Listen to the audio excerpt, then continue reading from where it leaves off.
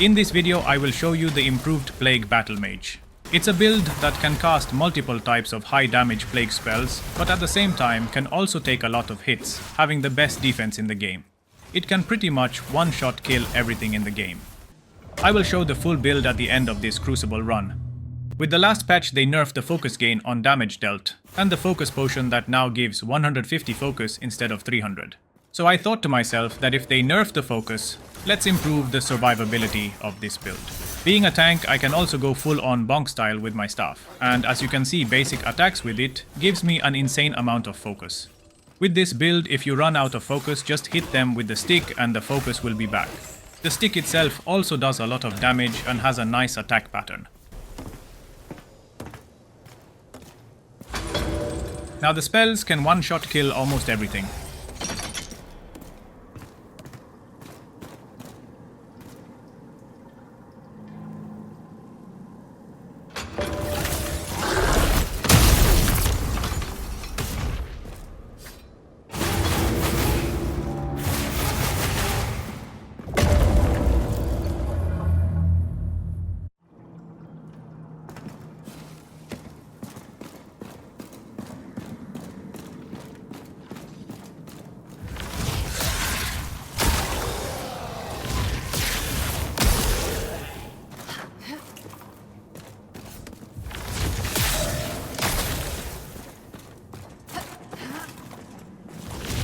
I am still gaining a decent amount of focus every time I use spells, but not as much as before the last patch.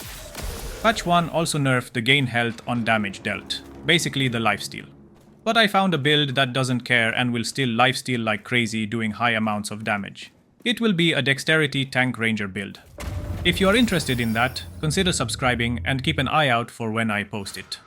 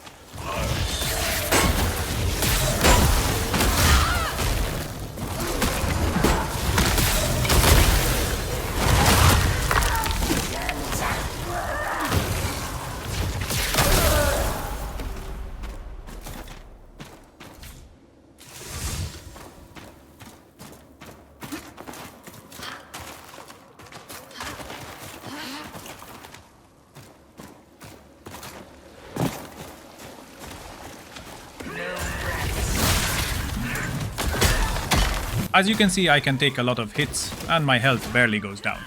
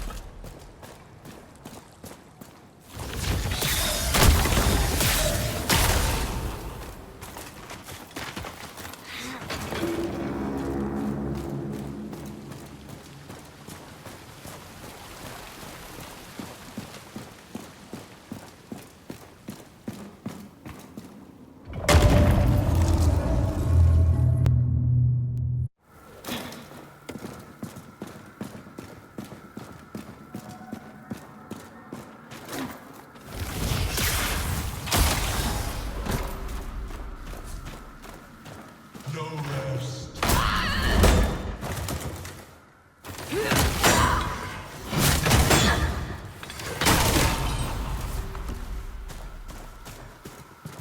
You are but an echo.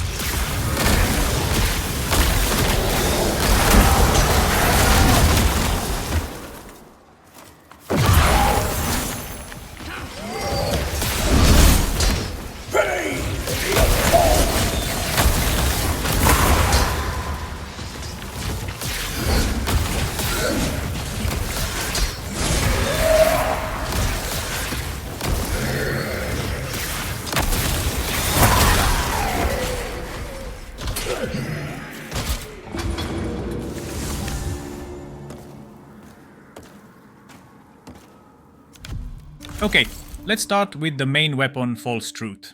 You can buy this weapon from Eleanor for 9 silver, and it comes with 4 runes already pre-built into it, with Plague Breath and Plague Wave being the best skills. Plague Nova has the highest damage from all of them, but it's a bit slow to cast. I highly recommend you buy it, and then immediately enchant it to try to get the focus on damage dealt stat. This will give you back focus after you cast spells, and in order to cast spells, you need focus. I also put a focus on damage dealt gem on the staff, giving me a total of 8% focus on damage dealt. Now for my second weapon, I have Siren Queen's Horn. I am using this weapon for the buff runes like Damage Surge and Blink. But this is one of the weapons that comes naturally with one of the most overpowered runes in the game, the Throw runes. This one comes with the Plague Throw. You can use any common weapon for the buff runes, but this one for me contributes to the Plague Mage aesthetic. The weapon was a drop from a normal enemy throughout one of the many Crucible runs I did. For the shield I never use it, but it's an int stat shield. It's a good shield if you want to go full tank and with the Siren Queen's Horn. Next, for the body armor, gloves, hat and pants, you can buy any common armor from the vendor or save up any common ones you found as drops and keep enchanting them until you get focus gain or increase focus stat on them. For my hat, I rolled a 21% focus increase, and I added a focus gain gem. I will show you at the end of the video where you can also get this hat and the armor pieces. For the body armor, I rolled a 27% focus gain and added a focus increase gem. The gloves I managed to get the highest focus gain so far, 30%, and I added an armor gem. For the pants, I got 29% focus gain and added a focus on focus use gem.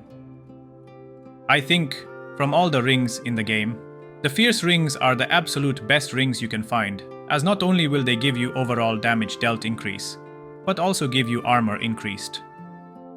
Lastly, I would have chosen another fierce ring if I had one that gave me as much damage as this rune ring. This one gives me a 27% bonus damage to all my spells.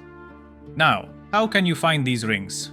Firstly, all the drops in this game are random. You can literally get the rings from any monster or chest that you can find throughout the game. You can also get them from daily challenges or bounties. I personally found a lot of good rings there very early in the game. But the most efficient and consistent way to find rings is just to go to Greenwich's General Goods Market. He usually has rings to sell, like 50% of the time. And if he doesn't just create a few more realms and go to him in every one of them. Just keep in mind that his shop needs to be at least level 2 or higher to sell rings. If you don't want to create other realms, just exit the game, change your computer's date, and when you enter the game again, his shop will be reset. And that's it. Keep going to the vendor Greenwich, and eventually you will find the ring that you desire. It's a fast and easy way to farm rings in the no rest for the wicked. Now for my stats, I put 40 in health as this is a tank build and I need a lot of survivability. Then I added 50 in intelligence, as firstly I need 42 to use the weapon and I added more to increase my damage even more. Then I added 20 to focus to give me enough mana to use spells, and lastly I put 17 in equip load just to get my weight class to the limit. Now for the gear. To get the hat, go to Mira and Mary over here on the map. Buy the seer recipe, and right next to them you have the sewing table where you can craft the seer's cap. For the pants, body armor and gloves, go to the blacksmith and you can buy them directly from him. You get them and then you keep enchanting them until you get the desired stats. And that's it, the best Plague Battle Mage tank build. Insane damage and high defense for helping any new player get through the Crucible with ease. Keep in mind that the game is still in early access, so certain things might change with future patches. I hope this video helps you in your wicked journey. If you liked this video, consider subscribing, and if you have any questions, leave them in the comments.